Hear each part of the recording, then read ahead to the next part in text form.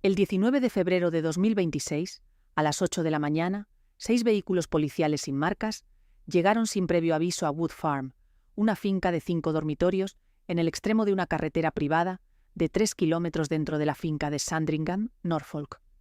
Era la nueva residencia temporal de Andrew Mountbatten Windsor, el hombre que hasta 4 meses antes se había llamado Príncipe Andrew, duque de York, tercer hijo de la reina Isabel II y hermano menor del rey Carlos III. Era también su 66 cumpleaños. Un coche fue directamente a la entrada principal. Otros rodearon la salida trasera. Una fuente policial descrita por los medios británicos dijo que la operación se había ejecutado con sigilo, velocidad y sorpresa. Era la primera vez que la policía arrestaba a un miembro senior de la familia real británica en casi 400 años. El último había sido el rey Carlos I, en 1647, que fue juzgado y decapitado. Andrew fue conducido a la comisaría de Aylsham, en Norfolk, donde pasó 11 horas siendo interrogado por detectives de Thames Valley Police. Cuando salió por la noche, las fotografías que circularon por todo el mundo mostraban a un hombre encorvado en el asiento trasero de un coche, con las manos entrelazadas, la mirada perdida en algún punto que no era la cámara. El hombre que durante décadas había encarnado la arrogancia sin consecuencias de la realeza británica parecía, en esa imagen, algo que nadie le había visto parecer antes: destruido. La policía lo liberó bajo investigación. Eso significa que no fue acusado formalmente, pero tampoco exonerado. Significa que la investigación continúa, que puede ser arrestado de nuevo, que el proceso puede tardar semanas, meses o nunca producir cargos, y significa que la pena máxima para el delito del que se le sospecha, conducta indebida en el cargo público, es cadena perpetua. Mientras Andrew salía de la comisaría, el rey Carlos III emitía un comunicado desde el Palacio de Buckingham. Tenía 3 frases que importan. Primero, que había conocido con la mayor preocupación la noticia. Segundo, que la ley debe seguir su curso. Tercero, que mientras el proceso continúa, no sería correcto hacer más comentarios al respecto. No era la declaración de un hermano, era la declaración de una institución distanciándose de un problema al que llevaba demasiado tiempo pegada. Y lo que hace que esa imagen, la del hombre encorvado en el asiento trasero del coche, sea tan difícil de apartar de la cabeza, es lo que significa en el contexto de lo que fue la vida de Andrew antes de que la policía llamara a su puerta. Porque Andrew Mountbatten Windsor no era solo cualquier miembro de la realeza, era, durante décadas, el hijo favorito de la reina, el héroe de guerra de las Malvinas, el príncipe que creyó que el apellido lo protegería de todo, el hombre que durante 30 años actuó como si las reglas que aplican a los demás seres humanos no aplicaban a él, y la historia de cómo llegó a ese asiento trasero del coche, encorvado y destruido en el día de su cumpleaños, es la historia que vamos a contar.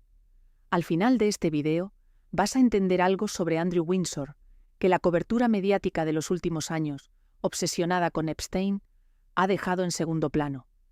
Vas a ver qué tipo de hombre era Andrew dentro de la familia real, no el personaje público, sino el hijo que la reina Isabel II protegió con una consistencia que ningún otro de sus hijos recibió, y que usó esa protección como un escudo contra consecuencias que se acumulaban desde mucho antes de que el nombre de Epstein apareciera en su vida. Vas a entender la cronología exacta de cómo Carlos III fue borrando a su hermano, paso a paso, durante 5 años. Cuándo lo suspendió de sus funciones públicas, cuándo le retiró las afiliaciones militares, cuándo lo forzó a abandonar la mansión de 30 habitaciones que había ocupado durante 22 años, casi sin pagar alquiler, y cuándo le retiró el título de príncipe que había llevado desde el día en que nació. Un proceso de borrado tan metódico que los expertos constitucionales lo han calificado como sin precedentes en la historia moderna de la monarquía británica. Vas a entender qué papel jugó Sarah Ferguson, la exesposa con quien Andrew nunca terminó de separarse del todo, quien siguió viviendo con él en Royal Lodge durante 20 años después del divorcio y quien se convirtió en la única voz pública que lo defendió cuando nadie más lo hacía, incluyendo los miembros de su propia familia. Y vas a entender cuánto le costó a Fergie esa lealtad. Vas a ver qué dice la investigación activa, que en marzo de 2026 ha ampliado su alcance más allá de la conducta indebida en el cargo para incluir potencialmente corrupción y delitos de tráfico sexual, según informes de The Times de Londres. Como 11 fuerzas policiales distintas investigan diferentes aspectos de la historia de Andrew. Cómo el gobierno de Keir Starmer trabaja en legislación para retirarlo de la línea de sucesión, donde actualmente ocupa el 8º lugar. Pero sobre todo, vas a entender el patrón que hace que esta historia sea más que un escándalo de un miembro de la realeza con un pedófilo millonario. Es la historia de lo que ocurre cuando una institución construida sobre la idea de que está por encima del escrutinio normal cría a un hombre en la convicción de que él también lo está, y de lo que ocurre cuando esa convicción choca con la realidad. Andrew Albert Christian Edward nació el 19 de febrero de 1960 en el Palacio de Buckingham. Era el tercero de los 4 hijos de la reina Isabel II y el príncipe Felipe, y el primero nacido de un monarca reinante en Buckingham desde la princesa Beatriz de Victoria en 1857. Ese detalle le convirtió, desde antes de tener un día de edad, en algo especialmente significativo para su madre.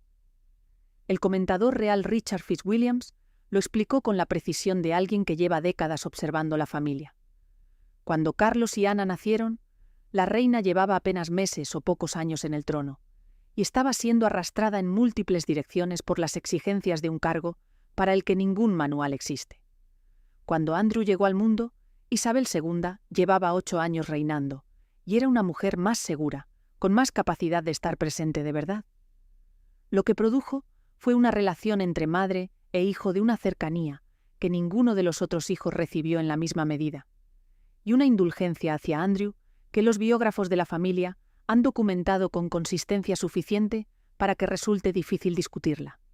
Catherine Meyer, en su biografía de Carlos III, publicada en 2015, escribió que los conocedores del mundo interior de la familia afirmaban que Andrew debía su autoconfianza a la crianza de la reina, que había consentido a su segundo hijo como nunca lo había hecho con los mayores.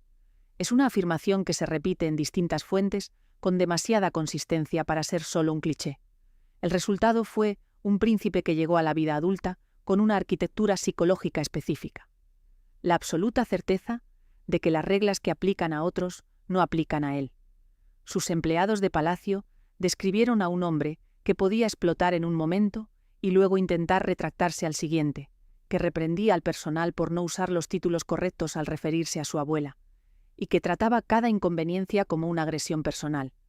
Andrew Lowney, su biógrafo, documentó en su libro Entitled, publicado en 2025, un retrato de un hombre cuyo sentido de la jerarquía y el privilegio lo había desconectado completamente de cómo funciona el mundo para las personas que no tienen a una reina como madre.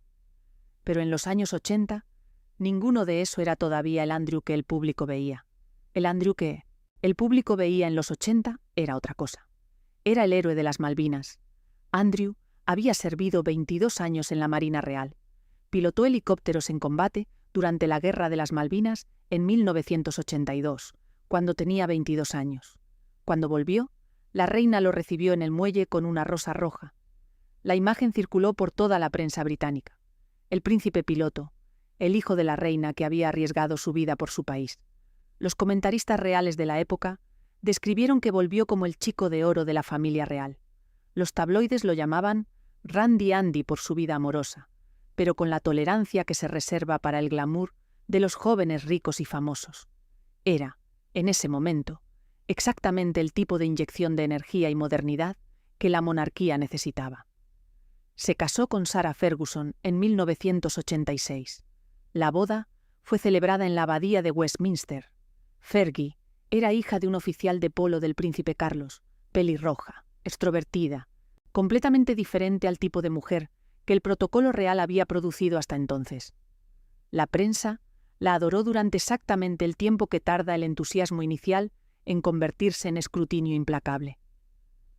Se separaron en 1992, se divorciaron en 1996 y luego, de una manera que resulta difícil de explicar a cualquiera que no haya observado su historia de cerca, continuaron viviendo juntos, porque Fergie se quedó en Royal Lodge, la mansión de 30 habitaciones en el parque de Windsor, que Andrew había arrendado en 2003 por 1 millón de libras y prácticamente sin pagar alquiler anual desde entonces, con un alquiler nominal de 1 libra si se exigía, como establece el contrato de arrendamiento de 75 años que firmó. Fergie vivió allí con él durante 20 años después del divorcio. Criaron juntos a sus 2 hijas, Beatriz y Eugenia. Se convirtieron en la pareja divorciada más peculiar de la realeza, unidos por algo que no era un matrimonio, pero tampoco era exactamente su ausencia. Y en ese mundo de privilegio y protección construido sobre décadas de indulgencia real, Andrew conoció a Jeffrey Epstein. Lo que ocurrió después no fue un accidente. Fue el resultado de un hombre al que nadie, en ningún momento de su vida, le había dicho que había cosas que no podía hacer. Y cuando finalmente se lo dijeron, ya era demasiado tarde para que importara de la manera que él esperaba. Andrew conoció a Jeffrey Epstein a finales de los años 90, según su propio testimonio, a través de Ghislaine Maxwell. En la entrevista de Newsnight de 2019, dijo que fue en 1999. Su secretario privado había declarado en 2011 que fue a principios de los 90. Las fechas no coinciden. Ese tipo de inconsistencia, pequeña pero verificable, fue uno de los elementos que hizo que la entrevista de Newsnight pasara inmediatamente de ser un intento de transparencia a convertirse en lo que los medios llamaron consistentemente un accidente, en cámara. Lo que sí está documentado con claridad es lo que era Epstein en el momento en que Andrew lo conocía. Jeffrey Epstein era un financiero americano que había construido una fortuna cuyo origen nunca se explicó completamente, y que tenía propiedades en Manhattan, en Palm Beach, en Nuevo México y en una isla privada en las Islas Vírgenes Americanas llamada Little Saint James, que la prensa bautizó más tarde como la isla pedófila. Epstein era también alguien que para cuando Andrew lo frecuentaba ya estaba bajo sospecha de conducta sexual ilegal con menores de edad. En 2008, Epstein se declaró culpable de solicitar prostitución a una menor en Florida. Recibió una sentencia de 13 meses en una prisión del condado, con un acuerdo que permitía a sus abogados negociar con la Fiscalía Federal para evitar cargos federales. Era un acuerdo que generó indignación entre los abogados de las víctimas y que años después fue investigado por el propio Departamento de Justicia americano. Epstein siguió visitando sus propiedades, seguía viajando, y Andrew seguía viéndolo. En 2010, 2 años después de la condena de Epstein, Andrew viajó a Nueva York y se alojó en la mansión de Epstein, en el Upper East Side. Las fotografías de los dos paseando por Central Park circularon por la prensa internacional. Era una imagen que resultaba inexplicable desde cualquier perspectiva de gestión de riesgos, y que Andrew explicó más tarde en la entrevista de Newsnight, diciendo que había ido en persona a decirle a Epstein que su relación había terminado porque era lo honorable. Era, añadió, el lugar conveniente donde alojarse. Virginia Giuffre, una de las acusadoras más prominentes de Epstein, alegó haber tenido relaciones sexuales con Andrew en 3 ocasiones. 2 cuando tenía 17 años, una vez en la mansión de Maxwell en Londres, otra en la isla privada de Epstein, y una tercera de adulta. Andrew negó estas acusaciones de forma consistente, pero lo que le resultó imposible negar, porque existe documentación fotográfica verificada, es que estuvo con Giuffre y con Maxwell en la misma habitación en al menos una ocasión documentada. En agosto de 2021, Giuffre presentó una demanda civil en un tribunal federal de Nueva York acusando a Andrew de agresión sexual. Los abogados de Andrew respondieron en octubre de ese año, negando todas las acusaciones. En febrero de 2022, el caso se resolvió en un acuerdo extrajudicial. Las condiciones exactas permanecieron confidenciales. Los medios británicos informaron de una cifra de aproximadamente 12 millones de libras, lo que equivaldría a alrededor de 16 millones de dólares. Andrew no admitió ninguna responsabilidad, pero para entonces ya habían surgido preguntas que el dinero del acuerdo no podía responder. ¿Quién había financiado el pago? Fuentes próximas a la familia afirmaron en medios británicos que la reina Isabel II contribuyó con 7 millones de libras, que otros 3 millones provenían del fondo del príncipe Felipe fallecido, y que el entonces príncipe Carlos aportó 1,5 millones de libras adicionales. Si estas cifras son exactas, significaría que la familia real en pleno financió el acuerdo para silenciar una demanda civil de agresión sexual contra uno de sus miembros. Buckingham Palace no confirmó ni desmintió estas informaciones. Mientras todo esto ocurría, la entrevista de Newsnight del 16 de noviembre de 2019 ya había producido el nivel de daño que produce cuando algo que debía funcionar como una solución se convierte en el problema. Andrew había convencido a su secretaria privada, Amanda Thirsk, de que una entrevista con Emily Maitlis de la BBC era la manera de salir del escándalo. Era su oportunidad de hablar directamente con el público británico y explicar su versión. Lo que ocurrió durante los 58 minutos de emisión fue algo que la descripción de accidente en Midtjylland cámara no captura completamente. Andrew dijo que no podía haber tenido relaciones sexuales con Jufre la noche en cuestión porque tenía a sus hijas en casa, después de una fiesta de cumpleaños en un restaurante de Pizza Express en Woking, y porque una condición médica resultante de la Guerra de las Malvinas le impedía sudar en ese período. Dijo que alojarse en la mansión de Epstein en 2010, después de la condena del financiero, era el lugar conveniente donde quedarse. Dijo que no se arrepentía de la amistad con Epstein, porque las personas que había conocido y las oportunidades que esa amistad le había generado habían resultado útiles. La reina recibió una transcripción de la entrevista antes de su emisión.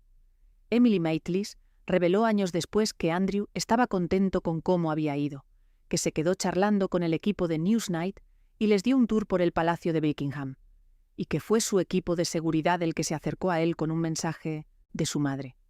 La reina le había visto antes que él que lo que acababa de hacer era una catástrofe. 4 días después de la emisión, el 20 de noviembre de 2019, Buckingham Palace anunció que Andrew suspendía sus funciones públicas por tiempo indefinido. Era, en el lenguaje diplomático del comunicado, una decisión de Andrew tomada con el consentimiento de la reina. En la práctica, era el primer paso de un borrado sistemático que duraría años. La pregunta que nadie de la familia respondió públicamente era cuánto sabían y desde cuándo lo sabían. Era la pregunta que los medios empezaban a hacer con más frecuencia a medida que el escándalo se expandía. Y era la pregunta que definiría la relación entre Andrew y la corona durante los años siguientes. Carlos III no es Carlos I. Y en la historia del borrado de Andrew Windsor, esa distinción importa. Carlos III heredó la corona el 8 de septiembre de 2022, el día en que murió Isabel II en Balmoral. Heredó también el problema que su madre había gestionado durante 3 años, con la filosofía que la familia real británica ha aplicado históricamente a sus crisis. Nunca te quejes, nunca expliques. Esa filosofía le había funcionado a Isabel II durante 70 años de reinado. Le había funcionado con el divorcio de Carlos y Diana, con la muerte de Diana, con el escándalo de las Malvinas, con los años más difíciles de la institución.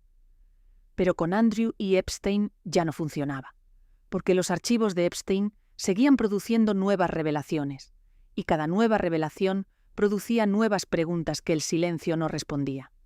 Carlos eligió otra filosofía, la del bisturí. El proceso de borrado de Andrew fue metódico y progresivo.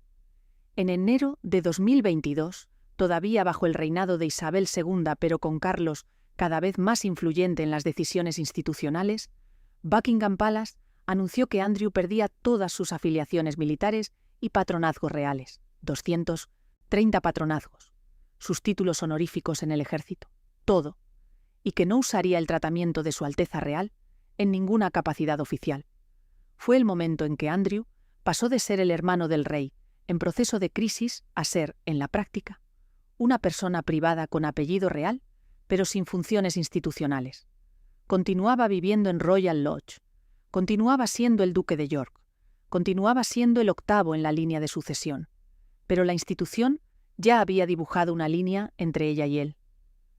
Durante los 3 años siguientes, entre 2022 y 2025, el silencio de Andrew fue tan ruidoso como todo lo que sí decía. No habló con los investigadores americanos.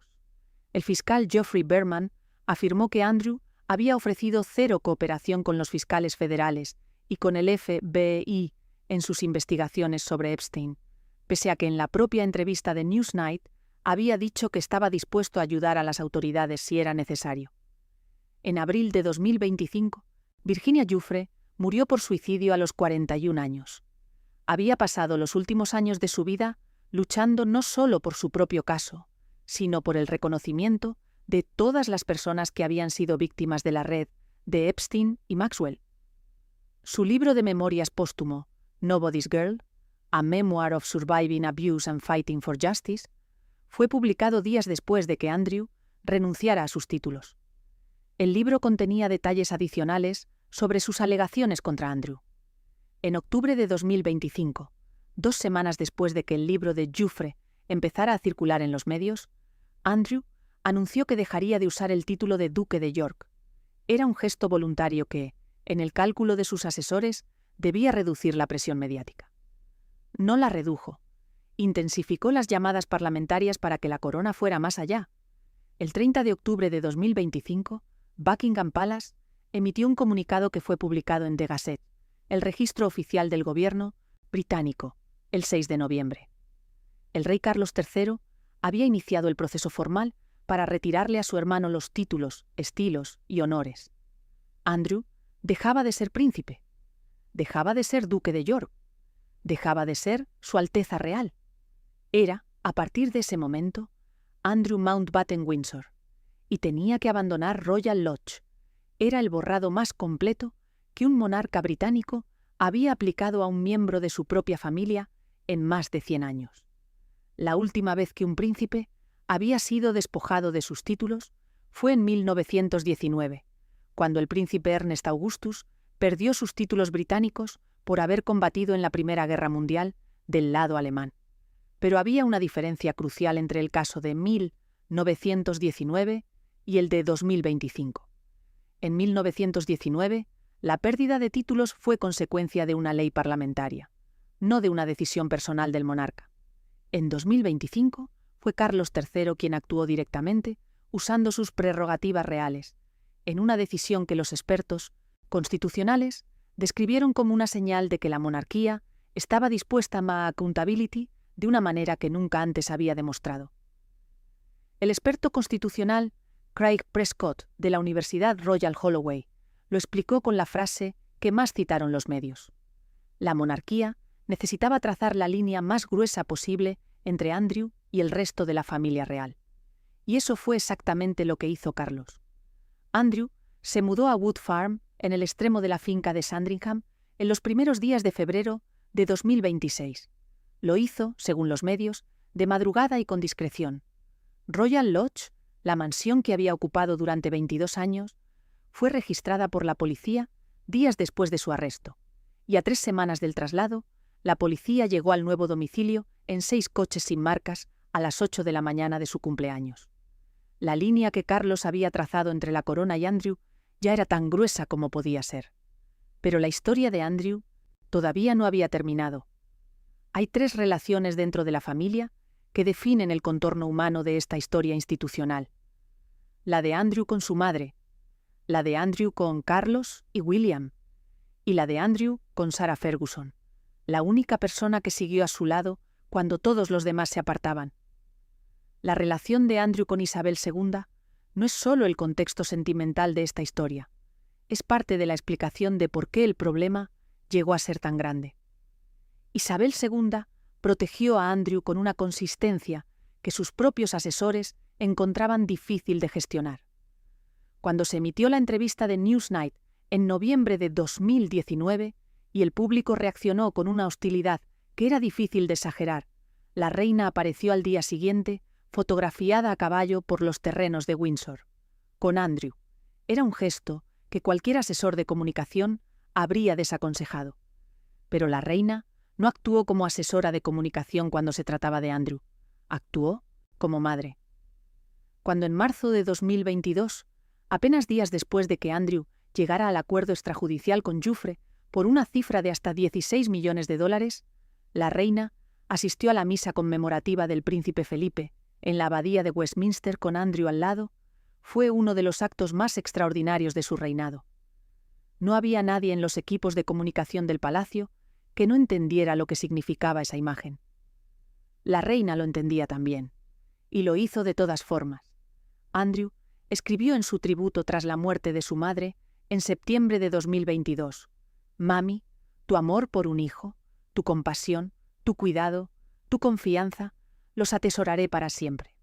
He encontrado tu conocimiento y sabiduría infinitos. Te echaré de menos». Era la voz de alguien que sabía que el único escudo que lo había protegido durante décadas acababa de desaparecer. La relación de Andrew con Carlos III ha sido, desde el principio del reinado, la de dos hermanos que nunca fueron particularmente cercanos y que ahora se encuentran en posiciones antagónicas por defecto. Carlos necesita que la monarquía funcione. Andrew es el mayor obstáculo para que eso ocurra. Esa tensión no requiere enemistad personal para producir los resultados que ha producido. Lo que sí es significativo es la velocidad y la determinación con que Carlos actuó una vez que tuvo la autoridad para hacerlo. Donde Isabel II dilataba, Carlos actuó. Donde Isabel II gestionaba la crisis desde adentro, Carlos la resolvió desde afuera. Los expertos en la institución monárquica interpretaron el borrado de Andrew como parte de un proceso más amplio: la preparación de la corona para el reinado de William, que heredará una institución que no puede permitirse más Andrew Windsor. William y Kate apoyaron públicamente el comunicado del rey tras el arresto. Era una señal política tan clara como cualquier declaración. El príncipe de Gales y su esposa estaban con Carlos, no con Andrew. Y Andrew lo sabe. Su biógrafo Lowney dijo en entrevistas que William no quiere heredar este problema, que el escándalo de Andrew ha dado forma al reinado de Carlos, y que ha destruido casi por completo la reputación de la institución que ambos deben heredar. Y luego está Fergie. Sarah Ferguson se llama técnicamente Sarah Mountbatten Windsor, desde que Andrew perdió el título de duque de York, porque el título de duquesa de York, que ella había llevado desde 1986, dependía del suyo. Había estado usando ese título durante décadas después del divorcio. Ya no puede. Fergie es la voz que defiende a Andrew cuando nadie más lo hace. En el periodo más oscuro del escándalo, habló en su favor. Describió a Andrew como alguien que ha sido tratado injustamente. Mantuvo la lealtad que ningún miembro de la familia real demostró públicamente. En septiembre de 2025, una organización benéfica para la que era patrona, Julia's House, la retiró de su cargo tras la aparición de un email de 2011 en el que Fergie se refería a Epstein como un amigo. Era el precio que la lealtad a Andrew tenía para cualquiera que estuviera demasiado cerca de él. Los expertos reales describieron en los días posteriores al arresto de Andrew que Fergie podría ser la única persona capaz de ayudarlo en ese momento.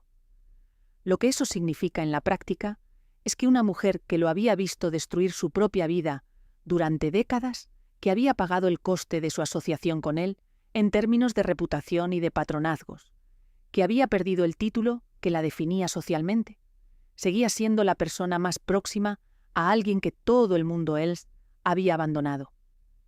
Eso es algo que las coberturas del escándalo raramente subrayan con suficiente énfasis, porque es también, a su manera, una historia sobre lo que producen las personas décadas de convivencia con alguien que creen haber conocido de verdad y que han decidido no abandonar, aunque las consecuencias sean estas. En enero de 2026, el Departamento de Justicia de los Estados Unidos publicó otro lote de archivos relacionados con Jeffrey Epstein. Eran aproximadamente 3,5 millones de páginas adicionales de documentación. Entre ellas, había correos electrónicos que mostraban comunicaciones entre Andrew y Epstein durante el período en que Andrew ejercía como enviado especial para el comercio internacional del gobierno británico, entre 2001 y 2011. Uno de los documentos mostraba que Andrew había enviado a Epstein informes confidenciales de sus visitas a Hong Kong, Vietnam y Singapur en 2010. Eran informes producidos en el ejercicio de sus funciones como representante comercial del gobierno. Pasarlos a una persona privada sin autorización gubernamental podría constituir una violación de la Official Secrets Act, la ley británica de secretos oficiales, y constituiría, en cualquier caso, conducta indebida en el cargo público, la figura legal bajo la que Thames Valley Police inició su investigación formal. La pena máxima para ese delito en el Reino Unido es cadena perpetua. En la práctica, las penas reales dependen de la gravedad específica del caso. Pero la cifra de cadena perpetua, como máximo legal, no es un detalle menor cuando se trata del octavo en la línea de sucesión al trono británico. El 19 de febrero de 2026, el día del arresto, Thomas Valley Police confirmó que habían abierto una investigación formal en respuesta a una organización antimonárquica que había pedido a la policía que investigara los documentos. La investigación se enfocó inicialmente en la conducta indebida en el cargo público. Andrew fue arrestado esa misma mañana, interrogado durante 11 horas y liberado bajo investigación. Lo que siguió en los días posteriores fue una escalada de la investigación en varias direcciones simultáneas. Thames Valley Police continuó registrando Royal Lodge, la antigua residencia en Windsor, durante días después del arresto. La Policía Metropolitana de Londres anunció que estaba identificando y contactando a antiguos oficiales de protección de Andrew, pidiéndoles que reflexionaran cuidadosamente sobre si habían visto u oído algo relevante durante su periodo de servicio. Di Davis, un exjefe de protección real, dijo en Sky News que era inconcebible que los guardaespaldas de Andrew no tuvieran información, que habían estado en todas las residencias relevantes, que estaban con él en los viajes. En los días siguientes, según informes de The Times de Londres, los detectives empezaron a considerar ampliar la investigación más allá de la conducta indebida en el cargo para incluir potencialmente una investigación de corrupción y, separadamente, delitos de tráfico sexual. Una fuente citada por el periódico explicó que el listón legal para la conducta indebida en el cargo público es alto, y que hay cuestiones sobre si Andrew era técnicamente un funcionario público en el momento relevante. Las investigaciones alternativas podrían resultar más directas. El 24 de febrero de 2026, el ministro de Comercio Chris Bryant compareció ante el Parlamento para responder a una moción de los liberaldemócratas que pedía la publicación de los documentos sobre el nombramiento de Andrew como enviado comercial. Bryant apoyó la moción y en su declaración ante el Parlamento describió a Andrew como un hombre en un perpetuo hustle de autopromoción y autoenriquecimiento, rudo, arrogante y con derecho, incapaz de distinguir entre el interés público y su propio interés privado. Era una declaración de un ministro del gobierno sobre alguien que hasta 4 meses antes había sido un príncipe. El contraste era difícil de ignorar. Bryant añadió que el gobierno trabajaba a ritmo acelerado en legislación para retirar a Andrew de la línea de sucesión. Retirarle el título de príncipe fue relativamente sencillo. El rey tiene prerrogativas para hacerlo. Retirarlo de la línea de sucesión requiere legislación del Parlamento, que a su vez necesita el consentimiento de los 14 reinos de la Commonwealth, incluyendo Australia, Canadá y Nueva Zelanda. Es un proceso complejo, pero el gobierno de Keir Starmer ha señalado que lo está considerando activamente, y tanto Australia como Nueva Zelanda han expresado su apoyo a la medida. Si se produce esa legislación, Andrew sería retirado del 8º puesto en la línea de sucesión al trono. Sus hijas, Beatriz y Eugenia, seguirían en la línea, en los puestos 9 y 10 respectivamente. Andrew sería, en todos los sentidos formales e informales, un ciudadano privado con un apellido que ya no implica ningún derecho institucional. La investigación, a fecha de redacción de este guión, continúa en múltiples frentes. Más de 11 fuerzas policiales distintas examinan diferentes aspectos de la historia de Andrew.